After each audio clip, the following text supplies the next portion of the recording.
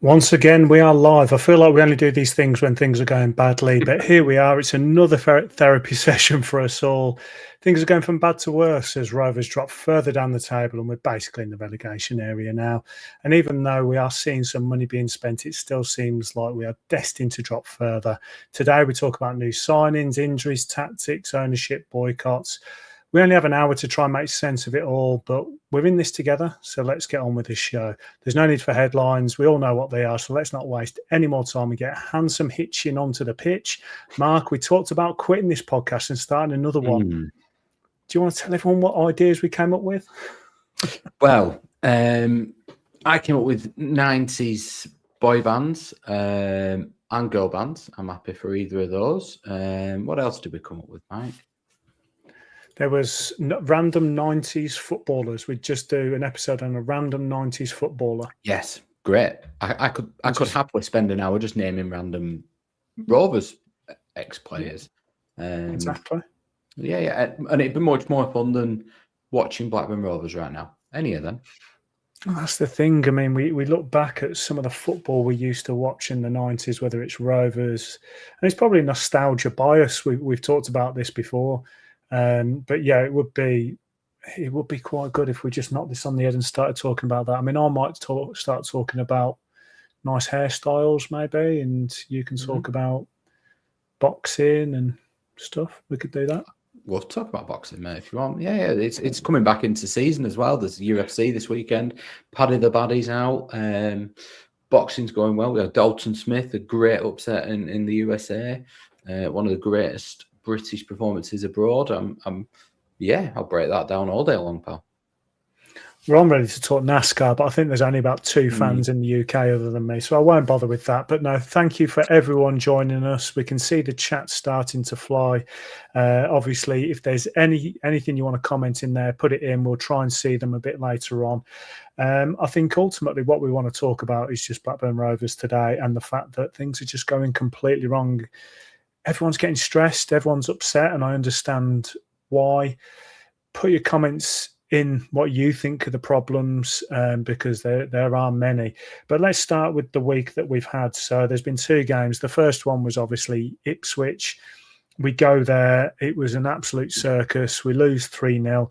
And this was our initial match reaction to the Ipswich game.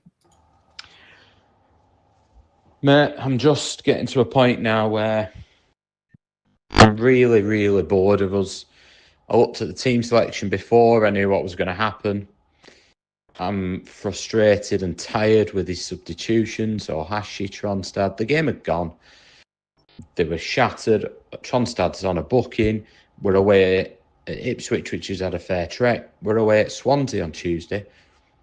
He's just flogging people.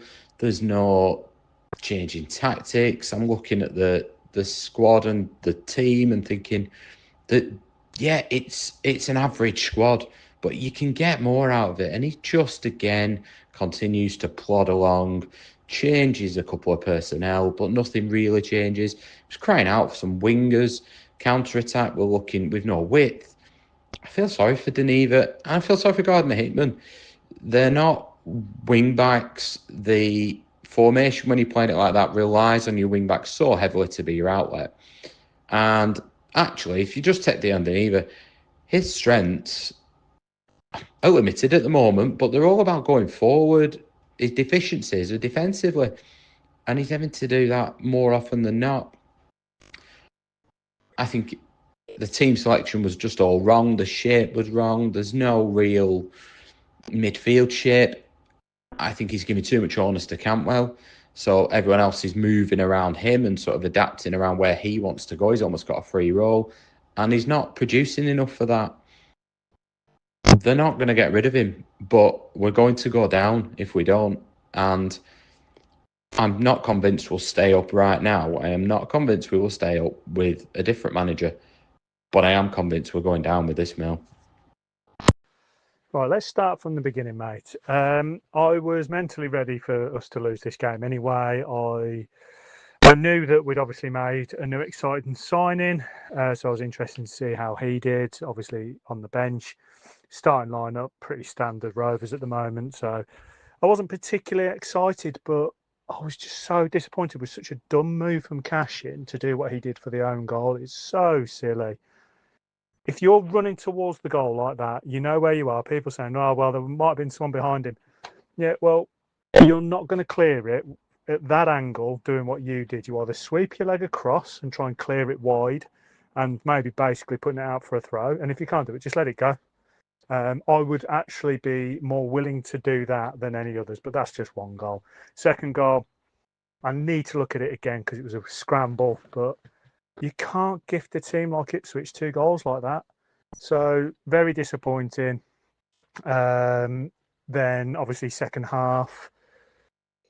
Okay, yes, I got to see Jørgensen and he looks like a player. He reminds me of when we saw good Jørgensen, where you could see the glimpses of a good player. So yeah, we need to have a look at that in a little bit more detail. But yeah, the glimpses, yeah, pretty good. But the refs, mate, we should have had a penalty, and I need to look at it again. But it looked like Campbell was elbowed as well, and that changes games. You know, Ipswich are saying about how we had to play the last 10 minutes when the game was over because the game can change. Well, there was plenty of time to play. We should have had a penalty, and they could have been down to, I mean, obviously, the second that one may not have happened, but, you know, they could have been down to 10 men, even 9. But it's just stupid stuff that we're talking about with refs again. But, yeah, it is what it is. We go and lose 3-0. Some silly mistakes. The quality is just not there between the two. The quality difference between the two teams is huge. Yeah. Yeah, onto the podcast. Let's break it down. Oh, quick one. Toth's awesome. I forgot I did that. Yeah, Toth is awesome, to be fair, but we'll get to that one. Okay, so that was the Ipswich game. Normally, obviously, on a podcast, we then break this one down, but I think because of the situation we're in, we need to talk about both games together. Mark, I know you've got something, you've got quite a lot that you want to get off your chest as well as I do. So let's now talk about the Swansea game. That only happened last night. But we actually delayed the recording of the podcast because we thought that we would potentially have something positive to talk about if we delayed it to the Wednesday. Let's listen to the audio reaction, see how positive we actually were. Okay, to start with, mate, I owe you an apology. Turns out Gardner Hickman is absolutely shite, but that's a side note. We'll break that one down. Mate, it's just getting worse. When that goal went in at half time, I thought, you know what, it wasn't the best half, but we've got something out of it. We've shown something there that's got a goal out of nothing. We're going to build on this. And then we just don't. And you've got to blame the manager on this. It's the same every single game at the moment. And we're giving so many cheap goals and gifts. And we can't keep blaming injuries because it's happened a lot across the season when he's had a lot of people to pick from. And we're justifying losses before. We went through the fixtures. We started talking about different games and how they could have changed. But, you know, it's the old classic, if my auntie had balls, she'd be my uncle. You know, we were losing games and we tried to justify it as bad luck, but actually it is just what we are this season. That is poor. We've gone from a playoff hunting side to League One in just a few months. And we, as much as I'm excited that we've got this Jørgensen, you know, we've got good Johnson, these are £2-3 million players. We can't surround them with poor quality. You know, these players aren't going to do it for us. You know, we're forgetting about some players like Tavares that have come in and done nothing. But generally, the players just seem to have given up. The body language awful. The bench, the body language from Ismaël was awful. I'm seeing people saying we need a motivator, but I think because we haven't got the quality as well, we need a motivator and a coach, and that's what's going to be difficult for us. But we need that new manager bounce. We need it quick, which means we need to get rid of the manager now. It's getting to a point now where we're effectively in the relegation area and it's not getting any better, and I'm getting increasingly concerned, as I know the rest of the fan base are. I know there's going to be boycotts at the weekend, which isn't going to be ideal for us to bounce back from a football perspective. but something needs to change, and I hope by the time we record this podcast, a change has been made, because I am massively concerned, not just about the immediate future, but the long-term future of this club right now. I've tried to record this about 4 times now. I don't know where we go. The players finally look like they've given up. I feel really sorry for them, particularly the young lads. They've been hung out to dry there. He's been given tools this season that, no matter what he said, we're not good enough. We're a massive downgrade from last season and would have given anybody a real challenge. But he isn't getting the best out of them. He hasn't got the best out of anybody. I stand by. I can't think of anyone that's got better under him. I think Trongstad's performed at par, Torp's performed at par, and Hedges has performed at par. The rest have got worse under him. Yes, a lot of the squad are downgrades, but we're not even hard to beat anymore. And the only way we were was when we just created absolutely zero. He doesn't change anything. He doesn't look like he knows how or wants to change anything. And tonight, for me, the players have finally looked at this and thought, we have no hope in what we're doing, no belief in what we're doing. And I don't blame them, because I haven't had hope for weeks. I said I was off the fence the other week. I'm now kicking it down. He has to go or we're going down. And even if he does go, it's going to take a Eustace, Big Sam, miracle worker to keep us up. And I'm still not sure they will. But what I am sure of is we definitely will not stay up with this clown. Well, before we continue, big thanks to Big Al Capone for gifting 5 Blackburn End memberships to the chat. Really appreciate that and really appreciate the support. Thanks to him. Mark, you've got the stage now. You've got 2 games to talk about that has bookended a pretty poor week for us. There's been a pretty bad season. Yeah, I think there've been no surprises this week. He's stuck to the same formation. We've created very little. We've conceded 3 goals in each. The last game against Swansea was the final straw, because the players looked like they didn't believe in what they were doing anymore. And by some miracle, I haven't felt that until now. And then, as I tweeted out or posted out before the game, you knew what was coming in his post-match interview. You knew what his subs were going to be.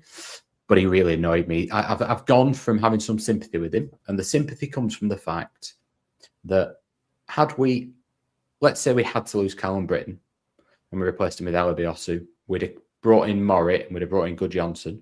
I actually think that team, under most managers, would have had a chance of getting in top 6 this year if we'd have kept the rest of the team. But we didn't.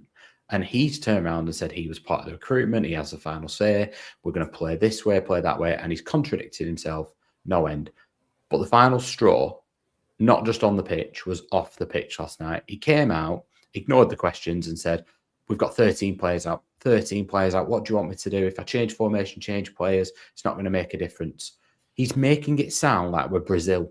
He's making it sound like he was winning games beforehand. So let's just have a bit of context. We've not won in 7. We've not scored in 5 of the last 7. We've got 1 win in 13, 6 of them are defeats. He's not changed tactics, he's not changed style, and he's not taken any responsibility for them. But he's framing that as it's all the injury's fault, not even claiming the fact that he's overplayed the players and that's why. We looked at Ipswich like a League One team playing in the Cup in a league above. We looked way out of our depth. The last time I remember, and I'm sure it's happened since, but the last time I remember feeling like that in a game was when we were actually in the Championship and we played Arsenal in the FA Cup. And we didn't care because we were going up anyway, but it looked like that. It looked like it was just too easy for Ipswich. They just swept us aside, didn't have to break a sweat. But he's claiming it's just the injuries. So let's have a look. Well, at the beginning of the season, we had 1 win in 7. That's from the start. Sorry, 1 win in 12. That's the start of the season. 8 defeats. So actually, that's worse than now, because now we've only lost 6. 1 win in 12. That's with the squad he's assembled. And he said, oh, it's transition. It's this, it's that. Okay, another excuse. Fine. But yeah, I can go with it. Let's go back to his first game then. No wins in his first 8, 5 defeats. So I thought, he keeps peddling this myth, and I'm pretty sure he's pretty... I'll not say what I want to say. So I went back to the win percentage, Mike, because let's give him fair. Let's give him his dues. We'll go over the whole of his tenure at Blackburn Rovers. So we talked about before the company and the esteemed company he was being kept. Henning Berg, 10 games, 1 win. I don't think we can count Berg. It's only 10 games. Michael Appleton, I'm going to do the same. And then we've got men that, I'll be honest, I don't remember them. The worst manager in our recent history, not Brian Kidd, not Steve Keane, not Owen Coyle, he's miles away, is now Valérien Ismaël. 41 games, 26.83 win percentage. Steve Keane, 2 more. Brian Kidd had another. Owen Coyle, he's laughing at him. He's 3 away. It's absolutely disgraceful. And everyone keeps saying, oh, well, it doesn't matter who the manager is. It could be Eustace. It could be this. It could be that. Rubbish. They would have us higher. They'd still be struggling, but they would have us higher. And for those people who turn around and say, well, it happened to Eustace as well. John Eustace, 52 games. So he had 11 more games, but he'd won, if I find him again, 18 games, 34 win percentage. Gary Boyer, much higher. He had 118 games, much higher win percentage. And then we'll go, Paul Lambert we talked about, much higher win percentage. He won more than Ismaël has in his whole time at the club. And then we'll go on to people like Tony Mowbray. Yes, some of that was in League One, but it was 40 win percentage. Yondal Thomason, not that long ago, I don't seem to remember, and he was thrown massively under a bus, and he didn't agree with any of it. He won 40 games out of the 90, 44% win percentage. That's night and day away. He has to go. I'm really sorry. He might be a lovely bloke, and it might not fix it, and that's where I'm at now. I think this squad is now struggling. It is at a stage where it's not that good, but I've seen teams at Ewood, they're not that good either. And I looked at the squad last night. So we'll just take the bench alone last night. All this rubbish about I've no one to choose from. Dion Deneva, Axel Henriksen, his choices in the summer, they are on the bench. He chose that. Yuri Ribeiro, not using him, experienced. Pickering, not using him, experienced. Cashin, he's just brought him in. Now, all right, he's resting him. He doesn't rest anyone else. George Pratt now can't get a kick. What has happened to the players? Adam Forshaw, would he have helped last night? Yeah, I think he probably would with a bit of experience. And he keeps saying, it's the injuries. He's bloody lucky that Yuki Ohashi, Baraji, Hitchenson have not broke down as well. I don't know how they haven't. Hitchenson, I felt so sorry for him last night. He looked absolutely exhausted. He's flogging people and then blaming them when they're injured. He's turning around and saying, we can't change formation. Oh, what am I going to do? When I get these players back, it'll be all right. Well, number one, Val, it wasn't all right when you had them all. And number two, if you want to wait for that, it'll be too far. We are in a position now where we are within touching distance of the rest of the pack. If he does not go immediately and we find somebody better, and we'll come on to what I think of that in a minute, we will go down. If he goes, we've got a chance of staying up. I'm not saying we will. We're in major trouble. And this is why me and you were worried weeks ago when people saying, oh, you've been so negative. Because we saw the fixtures, we saw teams like West Brom around us that were always going to change their manager and were going to improve because their squad's better than ours. Norwich's squad's better than ours. They were always going to improve. Yes, you'll have Sheff Wednesday with down. Yes, you'll have Oxford around us. Yes, you'll have Portsmouth around us. But you look around the rest of them, we're now scratching and hoping Charlton get thrown into it. And they've got a better manager than ours, not a better squad. And that's the reason they're higher. Yeah, I 100% agree with everything you've said, and obviously you're putting together things that we've talked about for the last few weeks, and we try to make sense of things. And Rovers are known for having a poor start to years after the New Year break. The Christmas it's not even a break, is it? It's quite packed, but the Christmas period. It's the manager's job to balance the squad, balance who he's using, and adjust where he needs to. And this is where we've talked about with him. What's his skill? What is he bringing? Because he doesn't seem to be bringing anything that's powerful, because he's on the sideline and he looks slumped. He doesn't look like he's ruling with an iron fist or anything like that. He doesn't look like he's motivating. He doesn't look like, from a tactical point of view, he's trying anything different. I'll be honest, he's acting like a martyr. He's acting like someone that throws his hands up and it's everyone else's issue, not his.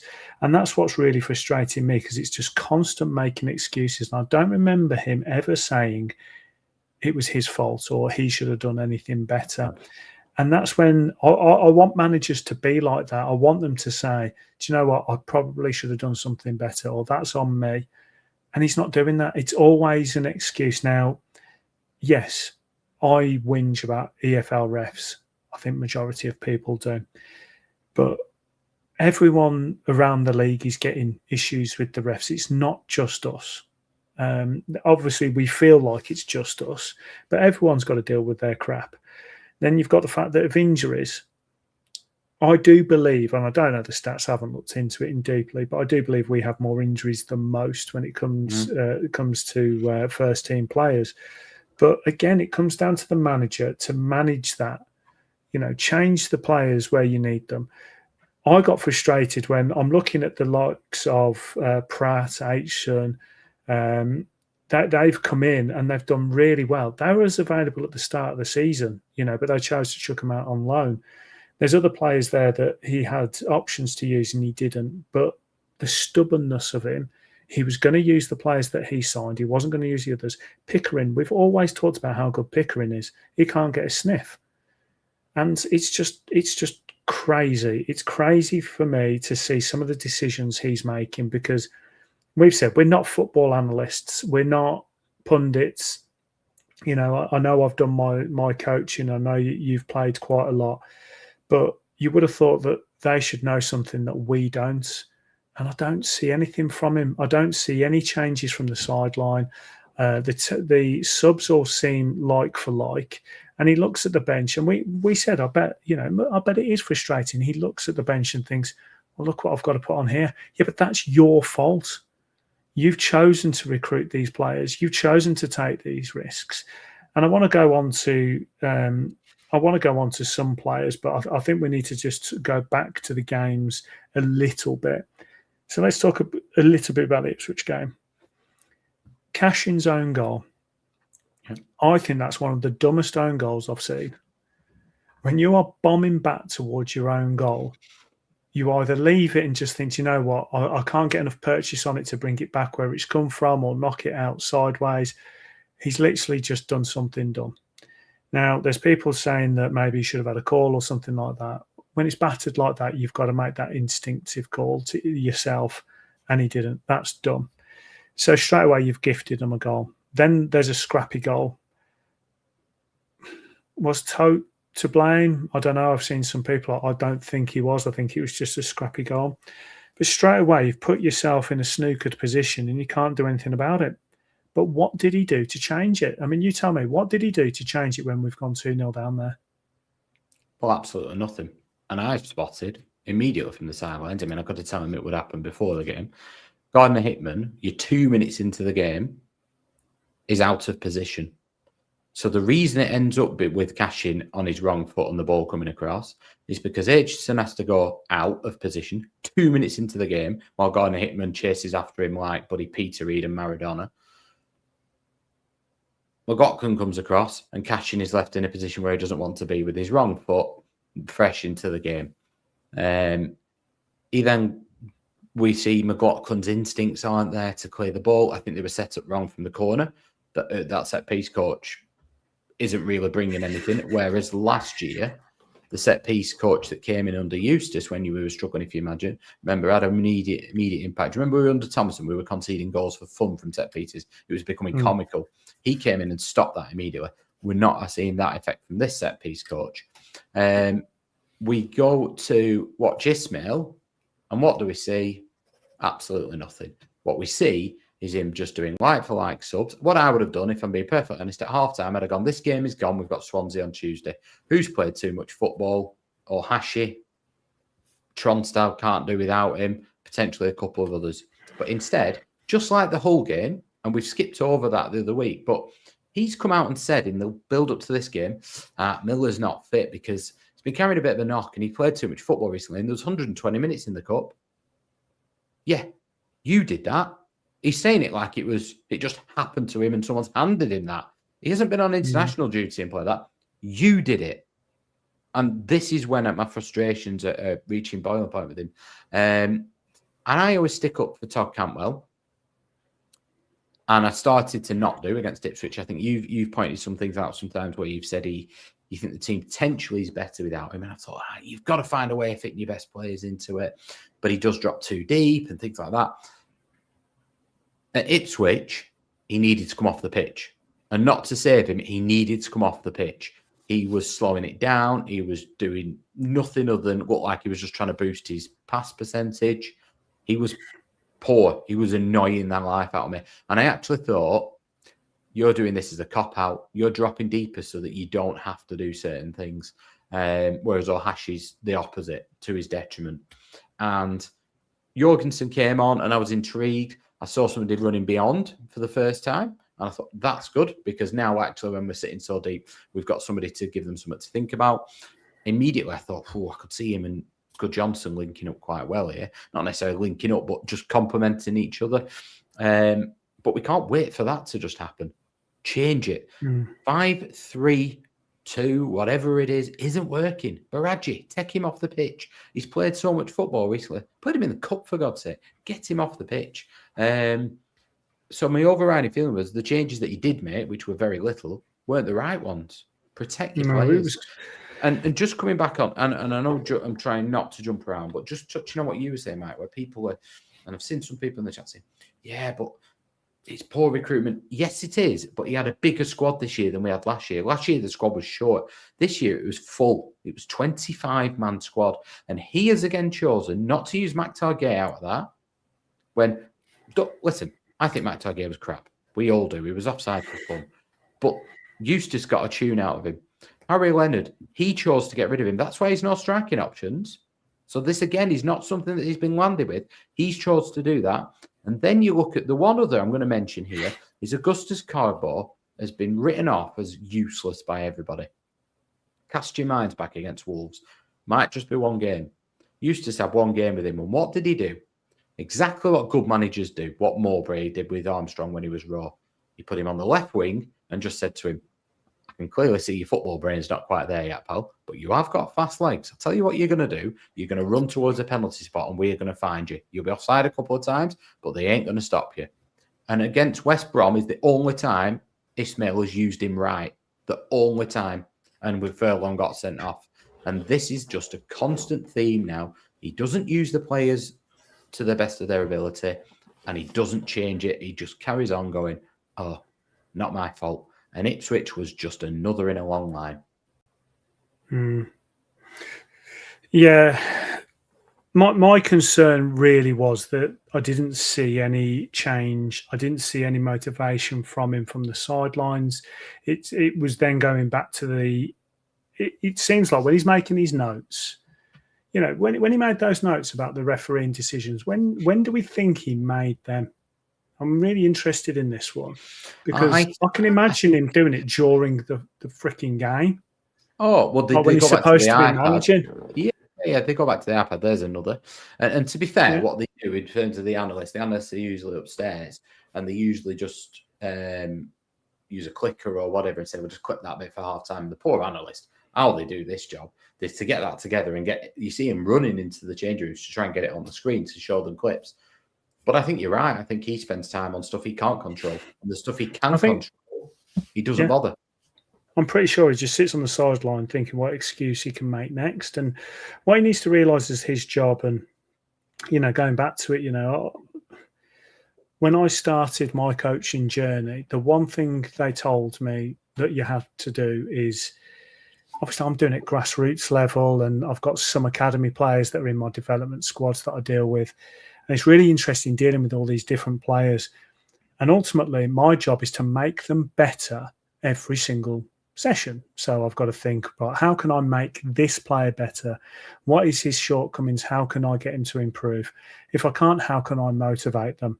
So that's my job from grassroots to academy. Now, from an adult point of view, when you've got professional, I think this is where it's then difficult, because I think there's so much that needs to be done. I think sometimes a manager doesn't believe he needs to do that role. I think some managers believe, and he's one, that he doesn't have to coach and improve them. That's not his job. His job isn't to motivate. Their contract is to motivate them. And that's what then concerns me, because you've got to have a lot of, arrows in your quiver, as they say. You've got to have a lot of things ready to fire off. And I just don't see him. You rightly said, what players have improved underneath him? I can't name any. I mean, people have come at me and said Hedges, if we're being perfectly honest, at the end of last season, we should have been going, do you know what? We might keep him around as a squad player, but we can probably improve on Hedges. And if we're going to be going for top six, we should be improving on Hedges. Actually, he's just performed at par. That's all that's happened. Tronstad has played really well this year. I really admire Tronstad's performance. I think he's really stepped up. I think Hedges has played well, but he's only done what I expected. But he's still not the best left winger we've got. He looks very good at wing back because that's his role. But we were playing him at left wing and we were still saying, bloody hell, it's a good job he's not out.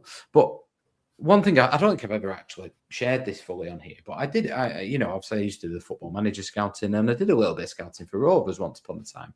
So I remember going to watch Accrington Stanley against Cheltenham, and they asked me to watch Marlon Pack. And I did some opposition scouting, and it was coming up to the Burnley game. So this is the kind of detail that you have to give the clubs. So what they had said to me was, we want to see where they're attacking through and how we're going to disrupt it. Now, at the time, they had Kieran Trippier and they had Danny Ings. And what they were basically doing was, it was straightforward, but Trippier was getting the ball out of his feet and Ings was making the run before anyone could even know else what was going to happen. So he had to be alert to it beforehand. And Trippier was, we know what Trippier is like with the ball. He would ping it over the top of the centre half and he was in. They were also doing a couple of bits from throws where they were trying to win a throw down the pitch to check it back to him, and then he'd do it. And I'd advised that from the players then I've seen, they were like, how do we think we counteract it? The players we've seen, Morten Gams Pedersen works his absolute knackers off, really diligent defensively, can stick to a job. I think he should be on that left wing, and we've been playing him quite central at that stage of his career. I think he should be on the left wing to stop Trippier, because he will stick to it. And if you stop Trippier at source, they've actually nothing else to do. And it was the game we ended up, it was 1-1. Pedersen played on the left wing. I'm sure it wasn't just down to me, but Rhodes scored the goal where it hit him on the knee. It went over the thing, but actually it stopped their threat. And now I've not stopped that, but I've identified it. But people, that was years ago. They've now got data, they've got video, they've got analysis. So it should be even easier. And the championship quality, there's nobody of the quality of Danny Ings, nobody of the quality at that time, nobody of the quality of Kieran Trippier putting these balls in. Ipswich is a one-off, but we could accept results like that. But we're being carved open without putting much of a fight up. And then there's no plan B. He doesn't go, we're 1-0 down. Even going, it's 3-0, let's just make sure it doesn't become 4. He just kind of goes, oh, that's not worked again. Well, hopefully we'll get some players back soon. I would appreciate it if he took some players off. Yes. When you're 3-0 down, just take some players off and just think, you know what, the game, and he can come out in the interviews after and just say, look, game had gone, I needed to rest the players, it's now all about Swansea. And we would have appreciated it as fans. Granted, at half time, that's what I would have done. Yeah, but granted, I do believe the ref made 2 mistakes. I think that should it have been a penalty or not, I actually think now I've seen it back, I could understand if it was given as a penalty, and I could also understand if it was given as a free kick, but it's most likely a red card. So I do think that there was an issue there. Yeah, I do believe it was an elbow on Todd Cantwell, and it was a red card. So there are things happening which could have changed the game. I do get that, but really, when you're looking at the team and their body language and his body language and everything, as soon as we go a goal down, it's like a sense of inevitability. That's why I was really surprised at the Swansea game, that we actually came back and equalised. I mean, I'm watching it, I was thinking, oh, shit, we've equalised here. And it came out of nowhere, and it was actually the only time we showed any kind of quality in the final third. And we got a goal, but for me, that then adds to my frustration. That goal added to my frustration because I'm like, why aren't we doing this more? Why aren't we just getting it out to the wing, just putting it into that corridor of uncertainty between the keeper, the defenders, and the striker, and letting someone go and attack? I have concerns about Ohashi, I really do, and I'll get into that later. But Jørgensen shows he's got the instincts. Jørgensen showed that he's got the instincts to get in there. So these kind of things I want to see more of. There was I can't remember the game. It was a couple of games ago where we got a goal just by literally just taking a touch and chucking it into the area. It was Baraji got his, it was the 2-2, and Baraji got his first goal where we literally just put it into the area, he crossed it and let him go and attack it.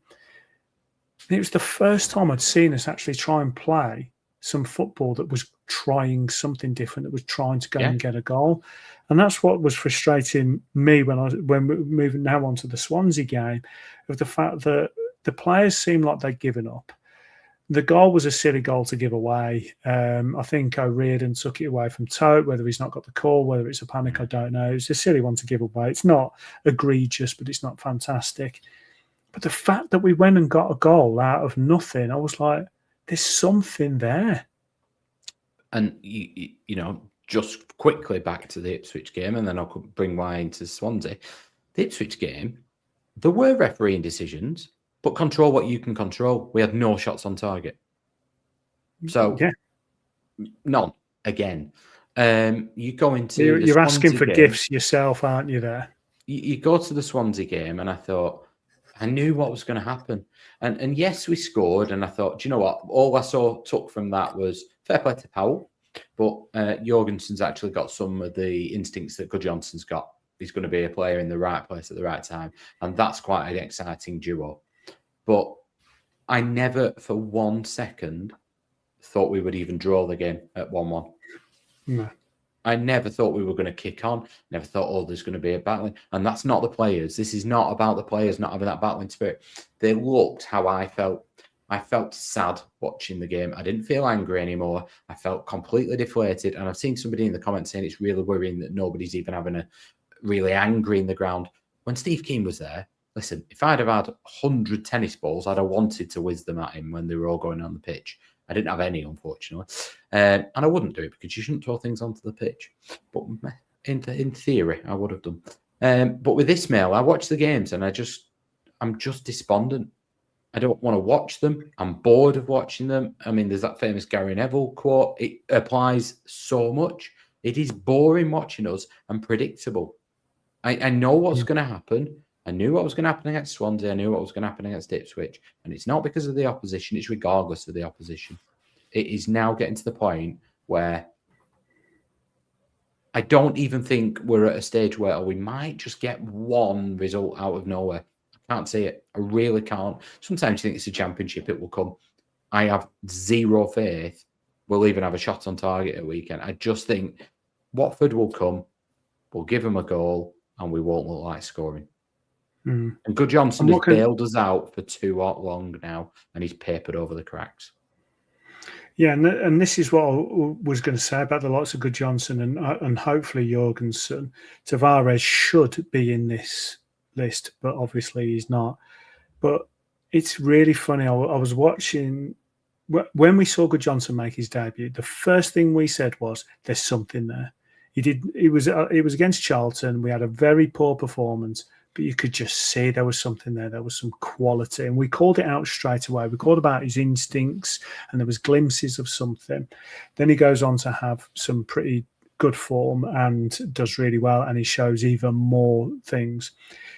Jørgensen, we've only seen him for a game and a half. And, you know, he was showing the same things. He's already got his goal, so he's already off the mark. And I was just thinking, it's crazy that our standards have been lowered so much as fans that we're looking at some players and we're astounded that we've got a Jørgensen and a Jørgensen now, and we're seeing their qualities and we're like, wow, look at their qualities. to be honest, they're pretty standard qualities for a footballer right now. But our standards have been so low that we're astounded. We're just really chuffed to see these things in a player. And what is worrying me, we've gone and spent money on these two players. I love that. I love that we've done it. But you can spend money, but if you're surrounding them with poor players, you're not going to get the qualities that you need out of them. You can't keep asking them to make chances out of nothing, to constantly read a pass that probably isn't going where that player intended it to go. You need to surround a team. It's not about collecting individuals. It's about building a team. And I love the fact we've gone and got Jørgensen. I love the fact that we've gone and got Jørgensen. But there needs to be more coming through the door. We need to get more players fit that are of quality, so like your Maristas. And we also need to get some more quality through the door, because we can't be buying these players and then surrounding them with absolute tosh. They're just not going to perform consistently. And it's not fair on them. No, but you've got to find a way of playing to the strengths of the team that you've got. We're going to have 8 centre-halves when they're fit. We signed 2 right-backs in the summer, albeit one he kept claiming was at a centre-half. And he said Gordon Hickman was back up for the right-back position. So there's no reason you can't play 4 at the back. 4-2-3-1. Get Forshaw there, get some experience, and give those creative players a solid base to build on. When Alabiosu's back, give him somewhere to play off that right-hand side up and down. Cantwell can only play in a free role, or Hitchen desperately needs a rest. But plugging away with 2 strikers when we didn't have them was just nonsensical. Plugging away with Miller for 120 minutes at Hull. That's the reason we had no right-back this weekend, not injuries just like they've happened. And you're right, the quality isn't there. I cannot for the life of me think that we have spent the money that people are saying on Jørgensen. I just can't. I can't believe that. I can't see that Border Glint have spent that money, and I can't see that we have. He looks like he's going to add something. I was highly sceptical of him because he's only really done it in the Danish second tier. He's been at Bordeaux Glint for 6 months or so. They've already got rid of him, and he can't get off the bench, albeit his scoring record is good. We'll wait and see on him. He's shown something, absolutely. So was taught. But these are players that, for a while now, let's just humour them and say we have spent this money. Tavares, a couple of million. Marista, a couple of million. Jørgensen, a couple of million. Jørgensen, 3 million. Tort's a decent amount. Cashing will be on some decent coin. Libiosu's come in for less than Britain, okay, but he's been one of the better ones. But he's brought these players in, but he's got the experience still there. He's just not using it.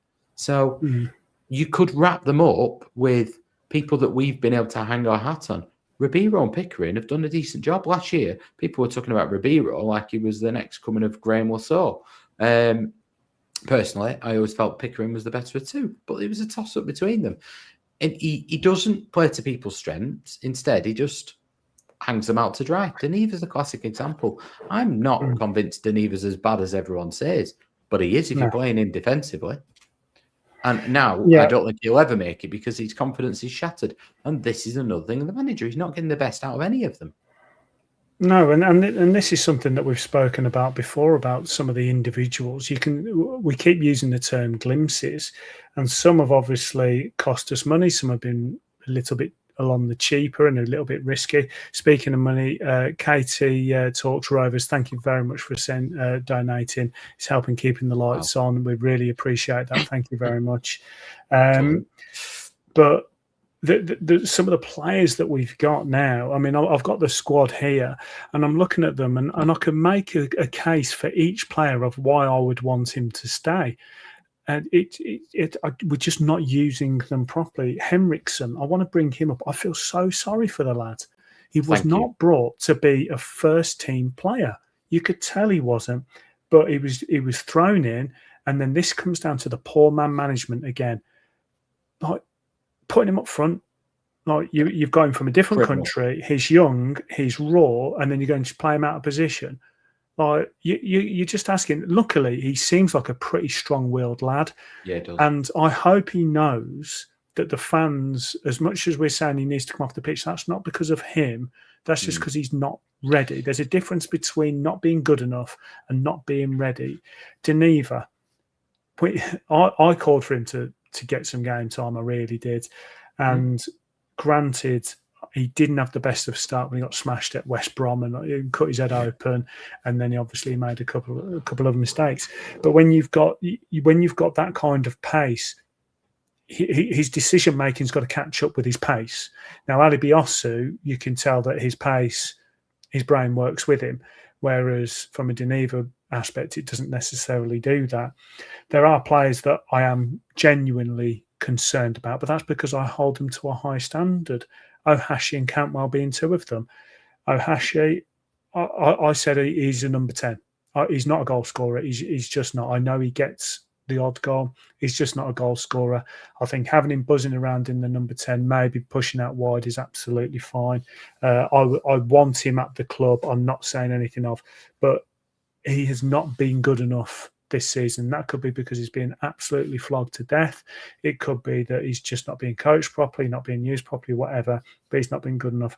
But I am going to call out Cantwell. I really am, because when we signed him, I said he was a luxury play. He was someone that I'd like to have. You can just put him there and just spray the ball around, be a little bit creative. It's obvious he doesn't trust the players around him, so he's not using them properly. It's obvious that he's a little bit more about himself. And this was the thing that Rangers fans, Norwich fans, they all warned us about. But, you know, we're typical fans, you know, we support the players until they prove otherwise. But the fact he's captain is absolutely wild to me. It's absolutely wild. He's not captain material. I understand that last night, well, Ipswich, he got a pretty tough elbow in his face, and anyone wouldn't like that. I mean, me personally, if I was elbowed like that, I'm probably getting sent off a couple of tackles later, but that's because I can't play outfield. But for the Swansea game, he's out with a concussion and things like that. You've said before, when he's got his knees strapped up and he's not fancying it, there's no point in him being on that pitch. Now, I wasn't a massive fan of Travis, but at least he was a captain. Yeah, and I think quickly going through the players you just said, I think Henriksen, I'm really glad you brought that up. I think we talked about him. He's probably bought for next season, really, and just to have some exposure. For me, he's a player who likes to run in beyond, but he's so raw, and he's never been a striker. And he ran it, and he played him, and then just said, "Oh yeah, well, Axel's run 14 kilometres today. Well, good for him." But the poor lad, you're going to ruin him if you're not careful. And I think you're absolutely right. The mental strength he's shown, that boy has something. I don't know if he'll be good enough, but he's got something, and I like his attitude.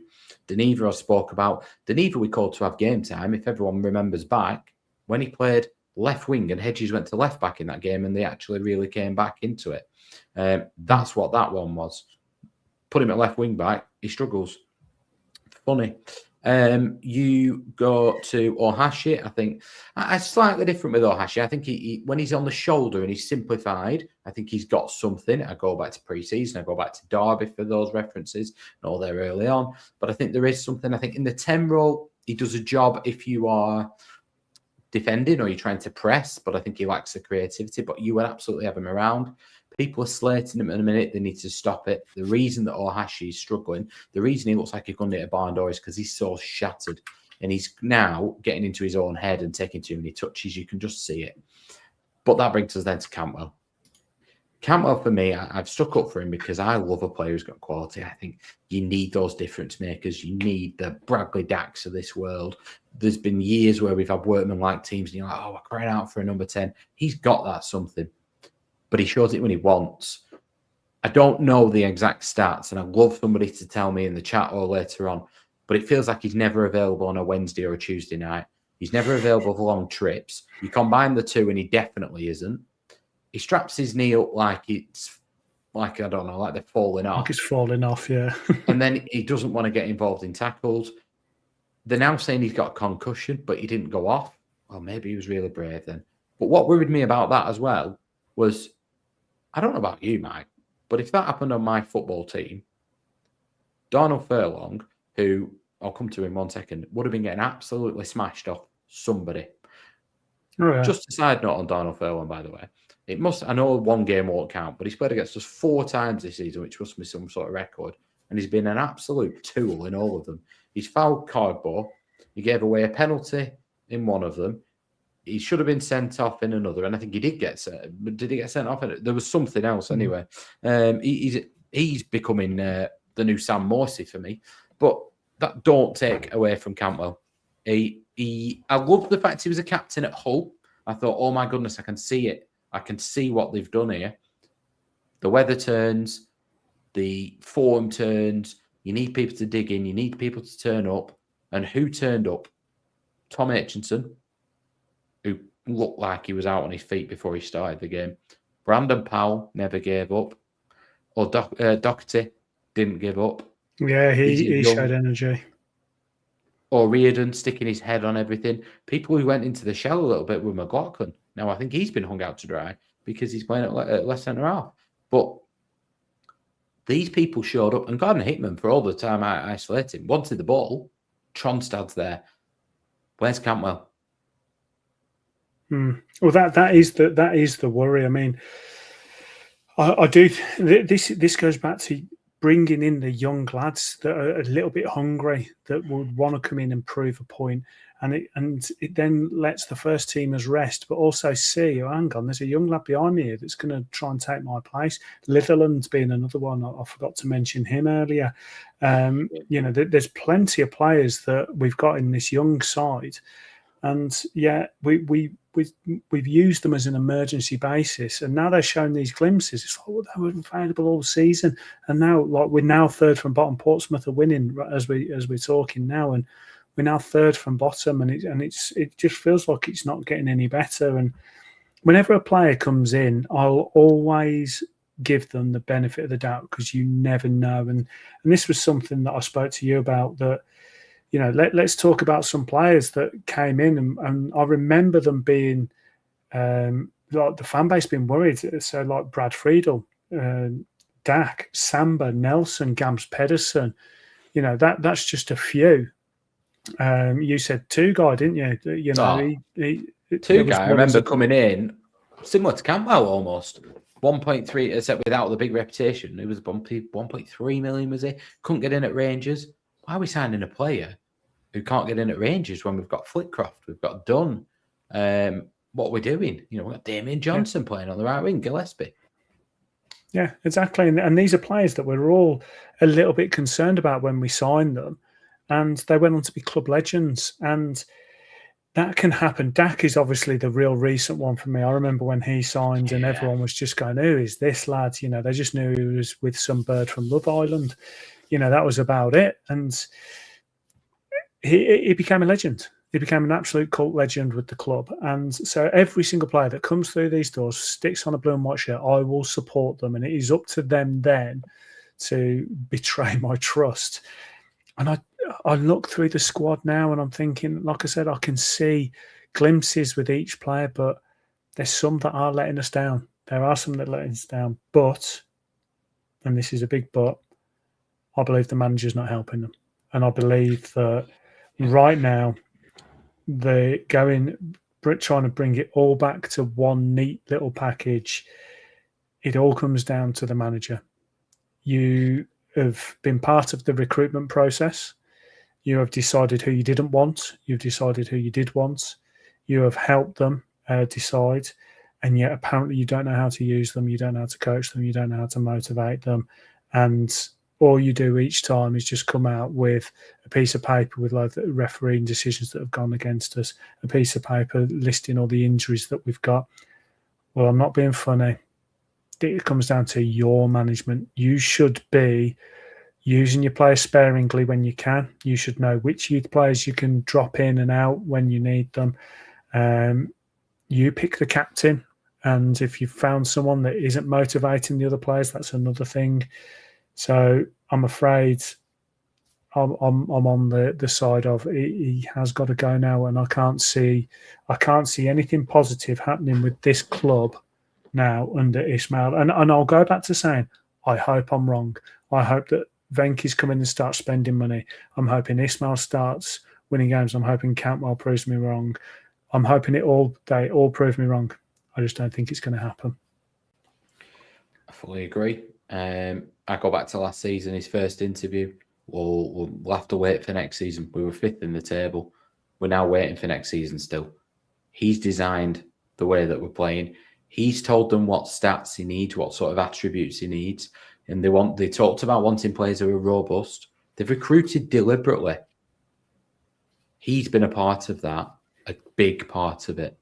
And I go back to what I've said numerous times. Do I think it's the best squad in the world? No. Should they be getting more out of it? Yes. Would Nathan Jones, and I don't want him, be getting more out of it? Yes. But my fundamental issue with it, and I think he has to go. I think if he goes, we have a chance of staying up. If he doesn't, we don't. But my fundamental problem that I have with the whole of this now is under Broughton, he brought in JDT and then the rug was pulled from under him. And Waggett was in charge, looked at it and went, this ain't going to work. And I believe Greg Broughton wanted to bring in a manager from Norway, Sweden, somewhere like that, another Thomason type manager. And Waggett said, the problem we've got now is we need somebody who's used to managing Tuesday, Saturday, Wednesday, Saturday, who can get the best out of the players. And he took the reins, which was the writing on the wall for Broughton, and it was a dividing factor in the boardroom. He took the reins and he got John Eustace and said, I need you and I want you now. I see you to be almost like a Tony Mowbray.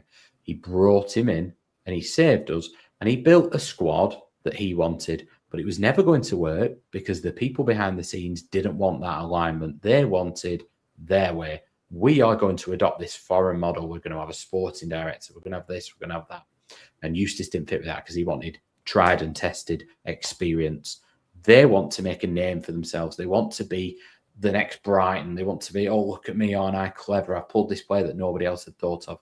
Everyone else is trying this. It isn't going to work just because you think it will, looking on White Scout or wherever you want to look. You need a mix of experience. You need to have some bloody old heads that are really old and wisey. You have Forshaw playing, but you need a manager to get the most out of them. He is not doing that. But the problem we've got now is they are not got any voice in there that's going to go, oh, we need a Eustace type manager to get us out of this. They're going to go for the same again if they did get rid of him. And I don't think they will. And I cannot see us. Last time we went down to League One, if Mowbray had had one more game, he'd have kept us up. I looked at that squad and thought, if we keep the likes of Danny Graham, this and that, we'll come back up. Now, if you looked at this squad, you go, keep Jørgensen, you keep Tort, you keep maybe even Jørgensen, with a chance of scoring goals and keeping. Not a chance we're keeping them. There isn't a chance in hell. And actually, we've not tied down Tort. So there's a problem looming already. I'm feeling really, really negative, in case you can't tell, because I don't think they're going to get rid of him. I don't think he's going to pull any rabbits out of a hat. And even if they do get rid of him, for the first time, I've never been one of them, well, who they're going to get?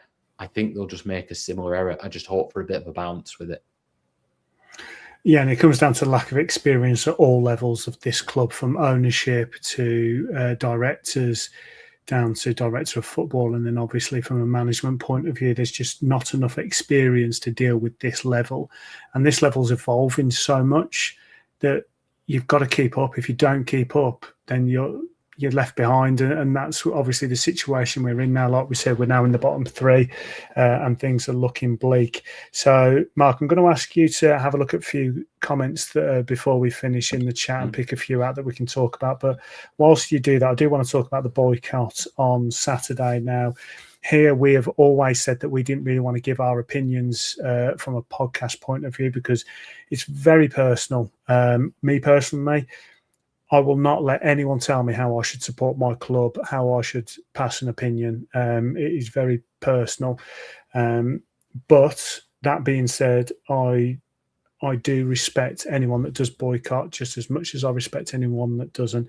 I think if you do boycott, fair play. If you've got that passion and that drive, and you're that angry and you want to do that, absolutely fine. I completely support you. If you choose to go, I also respect that. You might not believe that boycotting is the way forward. You might think that it's not supporting the players. You might think it's the wrong way. I think if you don't boycott, it doesn't necessarily mean you're supporting the regime. I've seen some comments about that. I think that's completely out of order to say that. I just think that for me, I support both sides. Like I said, I won't have anyone tell me how I should support my club. And I don't, but I do think that as a fan base, we do need to be together. Do you want to pass any opinion on that? Because obviously you're in a bit more of a difficult situation than I am. Yeah. Listen, I think there is an issue when people, and sometimes people don't respect somebody's opinion, and then they're telling them to do something. I think sometimes there is a feeling, not from me, this is just a feeling that gets spoken about, that they don't like where the protests are coming from, and that irks some people, and people don't like being told what to do. But I think my feeling with it is, it's not about withholding the money, because most of us are season ticket holders, whether you're going or not. What I would suggest is a twofold boycott, and I think people might get behind this more. So by that I mean one part isn't a boycott, but one really is. So if you're going to do the boycott on Saturday, I think if that's all going to be, if it looks like there's 6,000 there, it's going to have no impact. If anything, it's going to do the opposite, because some people are going to turn around and go, well, they're not that bothered, are they? Because they normally only get 9,000 or whatever. I think if you're going to do it, it has to be really, really effective. And I think you'd get more people to buy in if you said wait downstairs for 10 minutes or something like that. But it is what it is now. I kind of, it has to be an all or nothing though, otherwise it could look poor. But what I think I would honestly advise and suggest people suggest, so I'm going to suggest it now, but I ain't starting some sort of campaign. But if people who do the campaigns want to, feel free. You can have this one for free. We are showing our frustration of the current owners by not turning up, let's say, and the attendance is 4,000. And we are constantly saying there's 10,000 people boycotting already who haven't come back since Venky's took over. A narrative I kind of half go along with. Find another game and show what Blackburn Rovers could be. Let's then run a similar campaign to say, this is what the football club could be. Not only are we saying 10,000 people are boycotting, those 10,000 people are now going to show you, we would be here if you buy this football club. This is a wonderful football club. There's 150 years of proud history. 15 years have been absolutely turd. But this is our football club. We are here and waiting for somebody who cares about it as much as we do. Here we are. We're going to support the team. We're going to get behind the lads. We're not. Don't worry about giving 15 quid to Venky's. It's not going to make any difference. They're not even going to know. Just if you're going to make an impact and you want to do something visual, empty the ground this weekend then, fine. But then fill it. Show everybody that look at our football club, like we did against Oxford, look how massive our support could be. Now, it's not going to be 30,000 every week. We know that. But just show people the potential is there. Because right now, the counter-argument to everybody is, we only get 11,000 anyway. Let's prove them wrong. Let's show what a wonderful football club we can be. And let's show them, actually, there are 10,000 people staying away already. So the boycott is bigger. And that helps us to serve that narrative all the time. And it helps us to advertise ourselves to potential other owners if that's what we want to do. Not that they're probably going to listen. But I just think if you do both sides of it, that's something everyone will get behind as well. 100%. I think that's a great idea. And sorry that comment came up there. I went to star it and someone else put a comment in. So as I went to star it, it moved up and I pressed it. But no, Katie Torch Rovers said, can I just say something? This is from the heart. I'm boycotting and I respect others that choose not to. Results continue to paper over the cracks. When will people hold the owners to account? I think from my point of view on this one, and again, thank you for the money, Katie. I 100% agree with what people are saying that it's going to hit the owners. I really don't think they care. I don't think they give a shit. I don't think. I'll be honest. The level of Hale as well. I don't think he cares. The level of knowledge I think they get. And this is from a little bit of insight and not loads. We are one of their businesses. They send over a cut of money. If you look on Company's House, you'll see Gandhi Babu, for example, he's their finance director for their company. They send him over. We go to India can we have this budget? I think the extent that they genuinely care, I mean, apparently they watch the games. Maybe they do. I doubt it. The extent they care is people turning up and going year in, year out. We're costing you less money every year and we're bringing you in more. Okay, keep our name out of the headlines. I think that's it. So one game will not make an impact. If you didn't buy any season tickets and things, they might start to panic, but they'll just find the money somewhere else. We've seen it with the women's team. We've got Katie here, and wowzers, thank you, Katie. But got a stat for you. Val was sacked by Watford. This is something I wanted to tie into. Norwich, it's not good enough. Our manager goes. West Brom, it's not good enough. Our manager goes. There will be more. Oxford even got rid of Gary Rowett. We've got Gareth as a serious question, to be fair, Mike. I've had some wine. Oh, good lad. I'm doing dry jam and I'm at work in the morning. And my job is tough enough without having a hangover, so I would never do that one, is the honest answer. But I was watching it last night. My little girl actually tonight said, "Oh, you're talking about Rovers?" And she brought me a little bit of rum. She went, "You'll need this." She knows already. Ross Gibson, the player's currently available. We need to change formation. I don't disagree. I would go 4-2-3-1. At weekend, I'd have Ali Biasu back. I'd have Forshaw there. I'd have Pickering. I'd get some experience in the team. Your thoughts, Mike? Yeah, I've said all along that I think when your youth team's playing like ours is and our under-21s are playing like they are, you've got to dip into that. Let some of those players have chances. We've already shown that a lot of the ones coming in have had some pretty good performances, and we even said that Doherty was playing really well as well. So yeah, I think we do need to start changing formations and resting, and it's horses for courses, isn't it? Yeah, for me, you got solid base, reliable people. Tronstad, Forshaw, Pickering, but then O'Riordan's become reliable. Hitchenson need a rest. Pratt's become except reliable. He likes a yellow card, does O'Riordan. We need to talk about that in the coming weeks. I mean, Jesus Christ. Yeah. I like it. Tronstad is the leader of the team. Should have been given the armband. You're not hearing any complaints from me on that one. Is that a contract thing, though? Is it a case of because he hasn't signed his contract? But then again, maybe use that as the carrot on the stick. Just say, look, we want you to be club captain, sign a deal, and it's yours. Well, can you imagine this team without him as well? 100% more live debates. Thank you. We will bear it in mind. Yeah. Hopefully, we'll have a cheery one at some point. They should be coached and players should improve. That's what I think. That's relating to when you spoke before, Mike. We've seen the complete reverse of that. Yeah. Yeah. You know, they were so well drilled under Eustace. I remember I was lucky enough to watch one of the training sessions. And then I went to the evening with Eustace where he did something similar. He tailored them to the opposition. Strengths, weaknesses. This is how we get at them. This is how we stop them. Don't feel that's happening. I feel like they're just rolling out the same formation. Go on. I hope it's different. And it's not.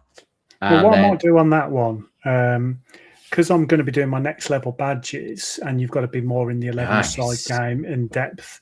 I've got the opportunity to go and work, actually, weirdly enough, at Oxford United and do some work there. I might actually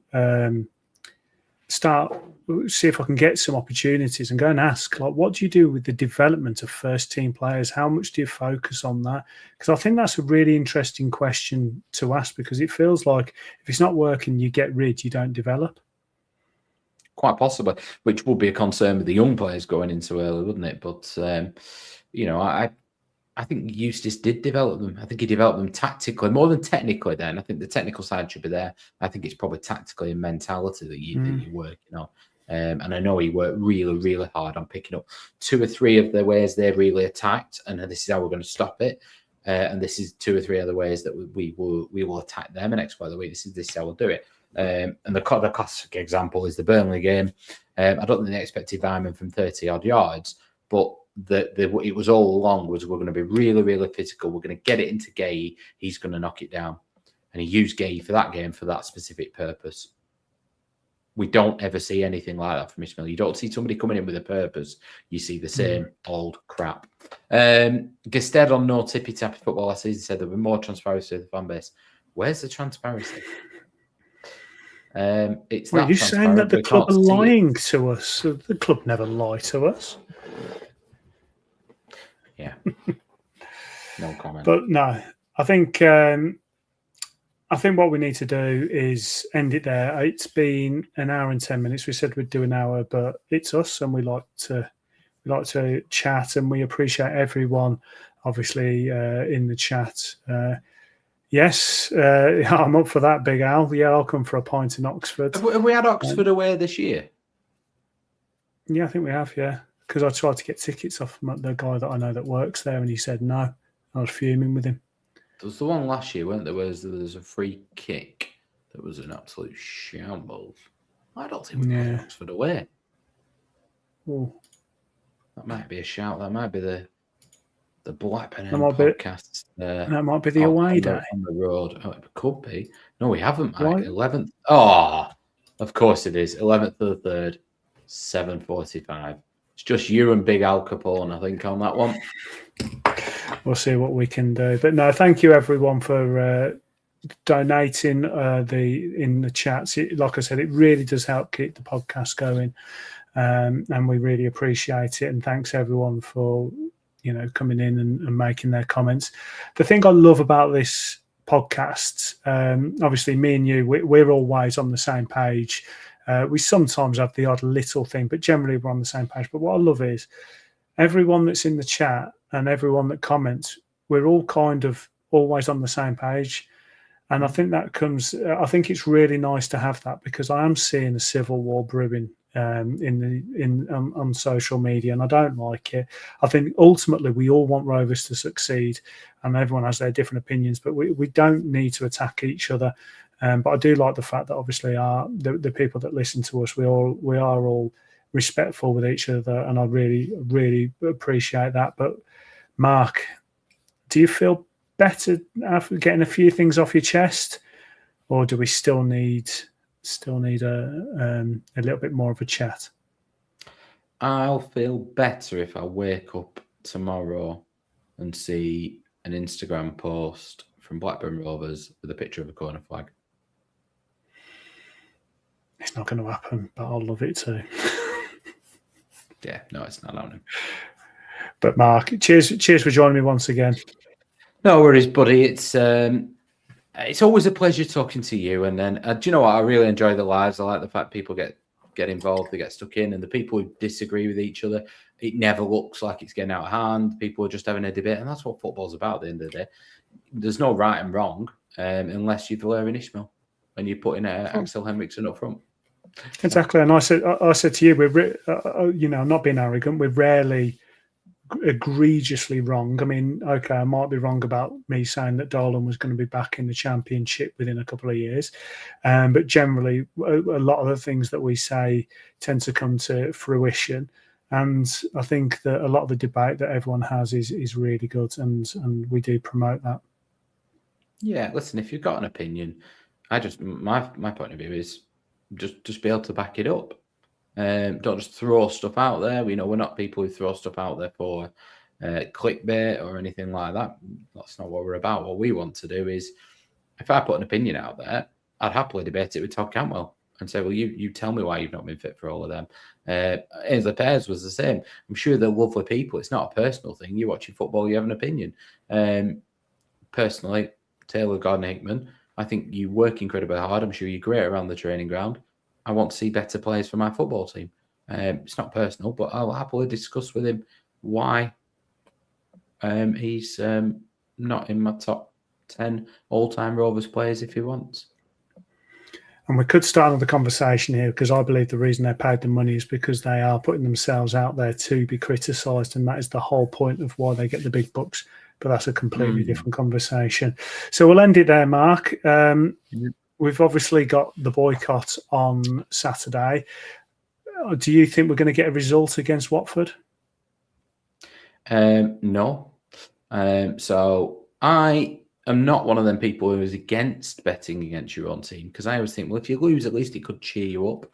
I have now made some decent money against Wrexham, and I would, if Lewis Miller's playing, he's always good for a bet. But Gordon Hickman likes a shot. Not on target, don't put that. Baradji likes a shot. So Hitch's bets might be starting to make a return because they're becoming very predictable again. Rovers to lose with a gap of at least 2, and a few shots, but very little on target, a few corners, and us to have more bookings. Bet builders are easy. So I've got a funny feeling we're going to get something, and it's going to cause issues. You are right. I think I've got a funny feeling we're going to get something, but I say, well, this is the longest outro I think we've ever done. I started the outro about 5 minutes ago, and we keep jim-wagging, so we do need to stop and let everyone go. Obviously, we managed to edit a new intro.